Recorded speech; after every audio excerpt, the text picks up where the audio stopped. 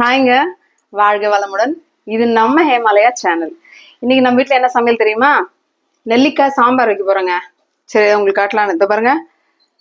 வெந்தயக்கீரை துவையல் சொல்லலாம், சட்னி சொல்லலாம். நான் இன்னைக்கு தோசைக்கு செய்கிறேன். நீங்கள் இது துவையலாகவும் இந்த சாம்பாருக்கு துவையலாகவும் தொட்டு சாப்பிடலாம். வாங்க பார்க்கலாம். என்ன இதெல்லாம் ஓட்டு போட்டிங்களா? நம்ம கடமையெல்லாம் முடிச்சிச்சா? பார்ப்போம், ரிசல்ட்டுக்கு வெயிட் பண்ணுவோம்.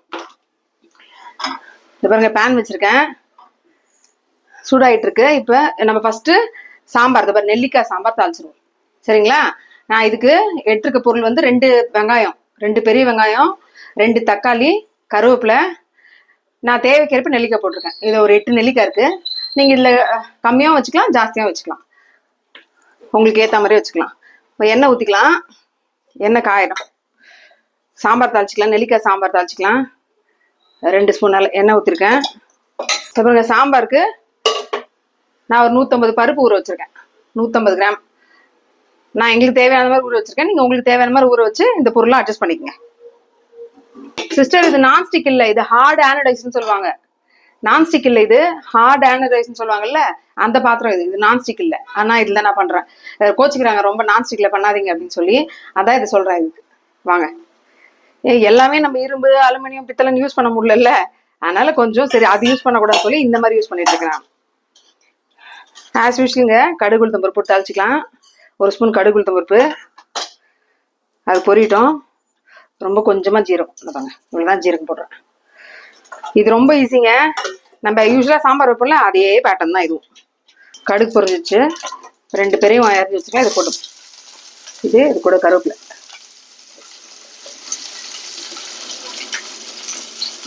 இது வதங்கட்டும். ரொம்பலாம் வதங்க வேணாங்க, சும்மா ஒரு கண்ணாடி பழத்துக்கு வதங்கினா போதும். இது அப்படியே வதங்கட்டும்.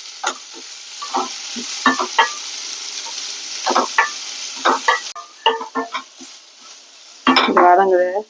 என் பையனை நெல்லிக்காய் வாங்கினடானா, இந்த பாருங்க, குட்டி நெல்லிக்காய் சைஸ்ல வாங்கிருக்கான், பெரிய நெல்லிக்காவை. என்ன பண்றது? அவனை திட்டக்கூடாது முடிவு பண்ணிருக்கீங்க. ஏன் அப்படின்னா, நேத்து வந்து எலெக்ஷன் டியூட்டி பார்த்துருக்கான். எப்படி பின்னாடி போயிடுப்பியா? கிட்ட வாடா, கொஞ்சம் கிட்ட, செவரு இடிக்குதான். அதுக்கு நான் என்ன பண்றேன், கிட்ட வந்து என்ன காட்டு, நான் பேசும்போது என்ன காட்டு. இனிமே இவனை திட்ட மாட்டேங்க. ஏன் அப்படின்னா, நேற்று எலெக்ஷன் டியூட்டி பார்த்துட்டு வந்திருக்கான். பார்த்துட்டு ஒரு நாள் நேற்று அவனுக்கு ஆஃபீஸ் லீவு, சம்பாரிச்சு வந்து கொடுத்துருக்கான் அம்மாக்கு. சரிங்களா? எனக்கு இல்லை, என்கிட்ட கொடுக்குறது அவனுக்கு தான். அதாவது அவன் என்கிட்ட கொடுப்பான், அவன் 1 ரூபா கொடுப்பான், நான் 10 ரூபா சேர்த்து அவனுக்கு திருப்பி கொடுப்பேன். அவன் எனக்கு கொடுக்க, நான் திருப்பி அவனுக்கு கொடுக்க, இப்படிதான் போயிட்டு இருக்கு எங்க இது. அதனால அவன் நான் திட்ட மாட்டேன். ஆனா இந்த மாதிரி சில நேரத்துல ஏடா குணமா பண்றான்ல, அப்பதான் எனக்கு இருக்கும், எரியுதடி மாலா, அந்த மாதிரி எரியுதுடா பாலா அப்படின்னு இருக்கும். அவன் பேர் ஸ்ரீ பாலாஜிங்க, அதனால நான் பாலான்னு கூப்பிடுவேன். அதனால அப்படி சொல்றேன். அந்த நேரத்துல தான் இந்த மாதிரி பொறுப்பா இருக்கும் போதுலாம் ரொம்ப பிடிக்குங்க. ஆனா என்ன பண்றது, எல்லா நேரத்துலயும் பிள்ளைங்க பொறுப்பா இருக்க முடியாதுல்ல. ஆஃபீஸ் லீவா இருந்தாலும் அவர் போய் எலெக்ஷன் டியூட்டி பார்த்துட்டு காலைல 6 மணில இருந்து சாயந்தரம் 6 மணிக்கு பார்த்துட்டு நேற்று வந்து எனக்கு 1 நாள் கூலி எடுத்து கொடுத்தாரு. இந்தாங்கம்மா வச்சுங்க, என்ஜாய் பண்ணுங்க அப்படின்னு. அதனால இந்த இந்த சந்தோஷம் வந்து 1 வாரம் நீடிக்கும். 1 வாரத்துக்கு அவனை எதுவுமே திட்டக்கூடாது. ஓகேங்களா? என்ன பாக்குறான். வெங்காயம் வதங்கிடுச்சு, நம்ம தக்காளி போட்டுக்கலாம். தக்காளி போட்டுக்கலாம். இப்ப இது கூட தேவையான உப்பு போட்டுக்கலாம். சிரிக்காத இரு, உப்பு போட்டேன்.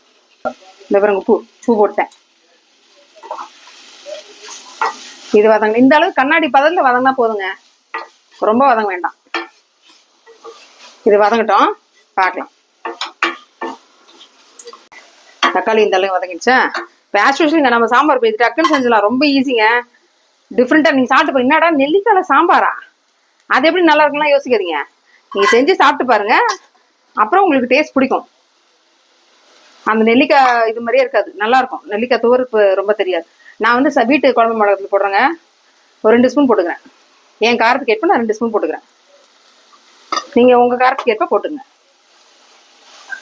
ஓகேங்களா? இதுல பெருங்காய பொடி, நான் பருப்புல எதுவுமே போட்டு வேக வைக்கல. மஞ்சத்தூள்லாம், என் பெருங்காயம் எல்லாம் இதுல தான் போடுறேன். பெருங்காயத்தூள் கொஞ்சமா, அவ்வளவுதான். தண்ணி ஆட் பண்ணிப்போம். நான் செய்யற ரெசிபிலாம் அதாவது அரைவாசி முக்கால்வாசின்னு சொல்ல முடியாது, அரைவாசி ரெசிபி இந்த மாதிரி டக்குன்னு செய்யறது தான். ஏன்னா ஆஃபீஸ் போறவங்களுக்கு இது யூஸ் ஆகும், வேற ஒன்றும் இல்லை. அதுக்காக தான் டக்கு டக்கு டக்குன்னு தாளிச்சு விட்டுருது. ஆனால் டேஸ்ட் வந்து நம்ம காம்ப்ரமைஸே ஆவானாங்க, உண்மையாவே நல்லா இருக்கும்.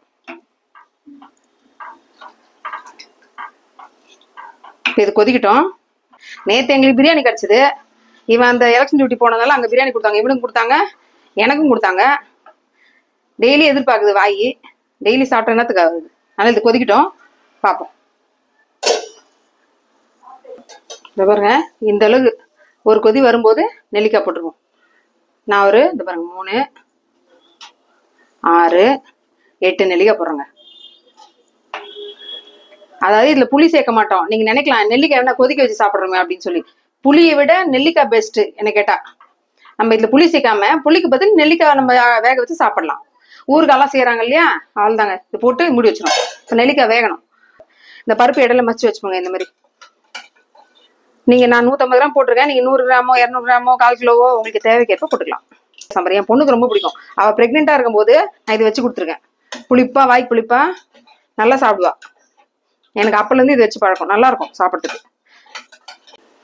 இந்த பாருங்க, இது ஒரு 1/4 மணி நேரம் நான் அப்படியே விட்டுட்டேன். அவ்வளோதாங்க. இனிமேல் எண்ணெய் பேச்சு மேலே வந்துடும். அது நெல்லிக்காய் பாருங்க. என்னடா இவன் முழுசா போட்டாலும் நினைக்காது, முழுசா தான் போடணும், கட் பண்ணி போடக்கூடாது. பாருங்க இந்த மாதிரி பொழந்துரும், தெரியுதுங்களா?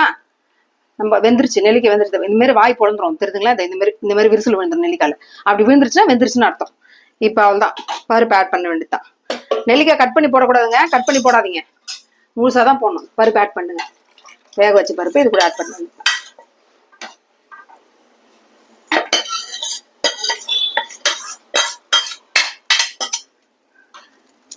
தண்ணி பாருங்க, இந்த திக்னஸ் உங்களுக்கு போதும் அப்படின்னா நீங்க அடுப்பு ஆஃப் பண்ணிடலாம். பருப்பு ஊற்றணும்னா அடுப்பு ஆஃப் பண்ணிடலாம், ஒன்றும் கொதிக்கலாம் வேண்டாம்.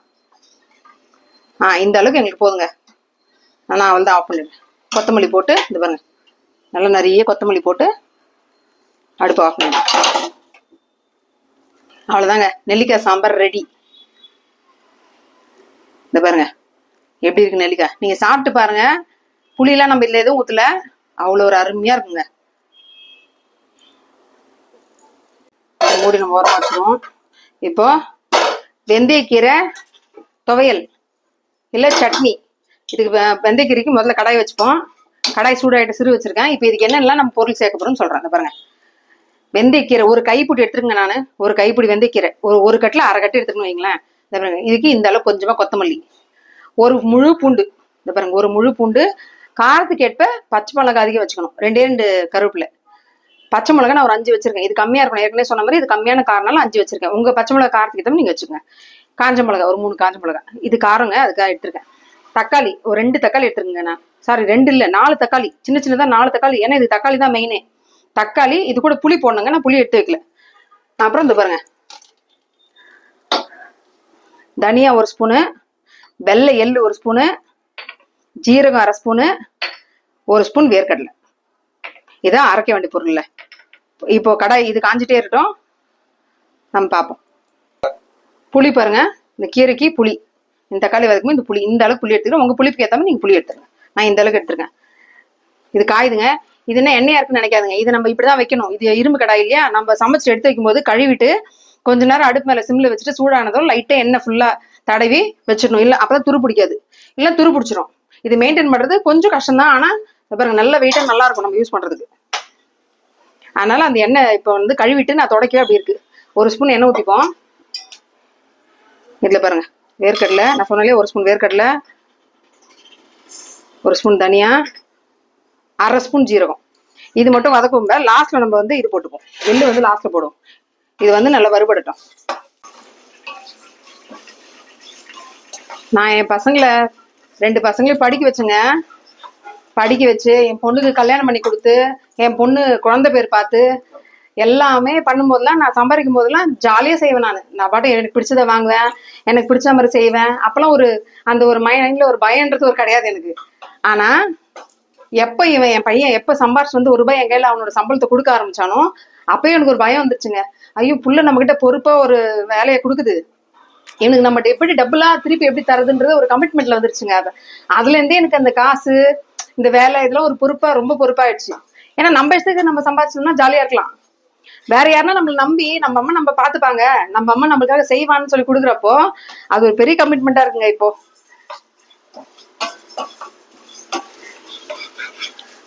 இது பாருங்க, இது வதங்கிடுச்சு. உங்க கூட பேசிட்டு நான் வந்து லைட்டா இது பாருங்க ரொம்ப சேர்ந்துருச்சு. இது கூட பச்சை மிளகா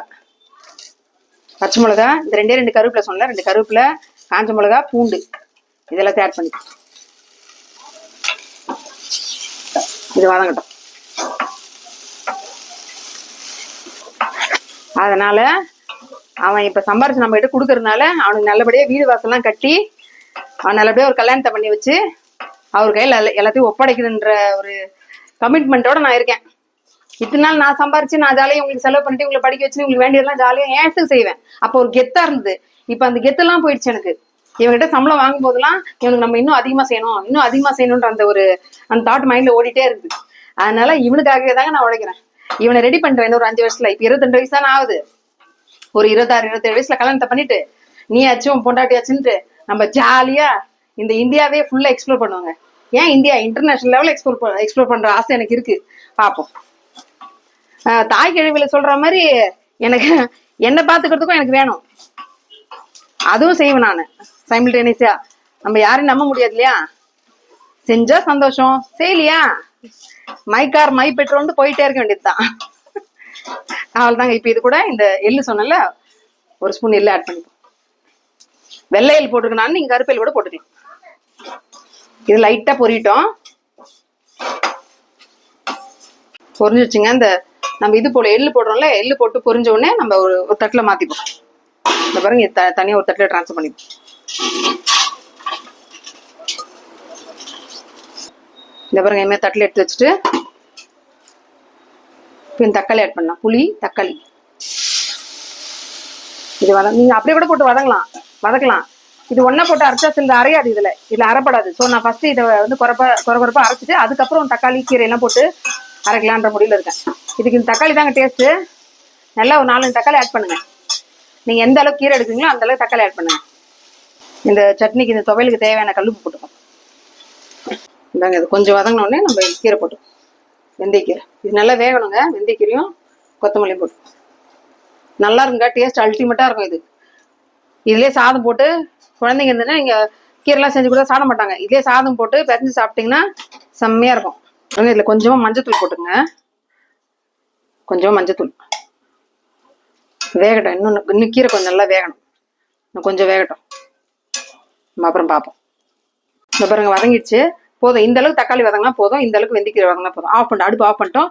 இப்போ இது ஆறட்டும். நம்ம ஜார்ல அரைக்கணும், ஆறட்டும். இது ஆறிட்டே இருக்குங்க. இது ஆறதுக்குள்ள நம்ம இது ஆறிடுச்சு. இது குறைப்பா அரைச்சிப்போம். எதுவுமே ஆட் பண்ணக்கூடாதுங்க. உப்புலாம் ஆட் பண்ணிட்டோம். உப்பு, மஞ்சள் எல்லாம் ஆட் பண்ணிட்டோம். இது அப்படியே மிக்சர்ல போட்டு குறைப்பா அரைச்சிப்போம். இந்த பாருங்க, இந்த அளவுக்கு குறைப்பா அரைச்சிட்டு இப்போ நம்ம இதை ஆட் பண்ணிப்போம். இது கூட எல்லாத்தையும் ஒன்னா ஆட் பண்ணா சிலது அரைப்பட மாட்டேங்குங்க. அதனால அதை அரைச்சிட்டு அதுக்கப்புறம் ஆட் பண்ணிக்கலாம். உங்க மிக்சி ஒன்னா ஆட் பண்ணி அரைப்பட்டுச்சுன்னா தாராளமா ஆட் பண்ணி நீங்க ஒன்னா அரைச்சிக்கலாம்.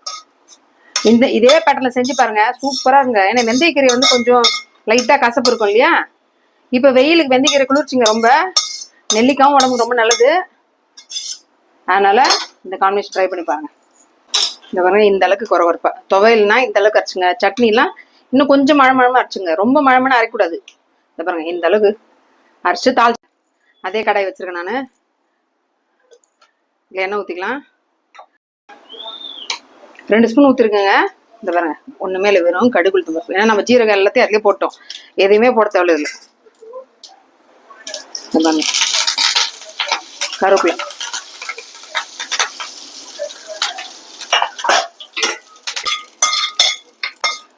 அருமையான வெந்தயக்கீரை துவையல் சட்னி. நான் இது தோசைக்கு பண்றேங்க. சாம்பாருக்கு எங்களுக்கு வந்து இன்னைக்கு வத்தல் தான் தொட்டுக்க. ஆனா இது நான் தோசைக்கு பண்ற தொட்டுக்கிறதுக்கு. நீங்க தோசைக்கு, இட்லிக்கு, சாப்பாட்டுக்கு, இப்போ இந்த சாம்பாருக்கும் இது மீந்ததுன்னா நான் சாம்பாருக்கும் தொட்டுக்க அப்படியே வச்சுக்கணும். சூப்பரா இருக்கு பாருங்க. அவ்வளவுதான். இதை அப்படியே ஒரு கிண்ணத்துல மாத்தி வச்சிருங்க. இன்னைக்கான சமையல் அருமையான நெல்லிக்காய் சாம்பார். பாருங்க, நெல்லிக்காய் எப்படி இருக்கு பாருங்க. அப்படியே பல்ஜா இப்போ இருக்கு பாருங்க. தகன்னு மின்னுது பாருங்க. நெல்லிக்காய் சாம்பார், வெந்தயக்கீரை துவையல், இல்ல சட்னி, என்ன வேணா சொல்லலாம். ஹேமாலயா சேனலை பிடிச்சா லைக் பண்ணுங்க. இப்போ உங்களுக்கு அன்பை என்கிட்ட எப்படி காட்டுறீங்களோ இதே மாதிரி எப்பயுமே அன்பா இருங்க. அது போதும் எனக்கு. தேங்க்யூங்க.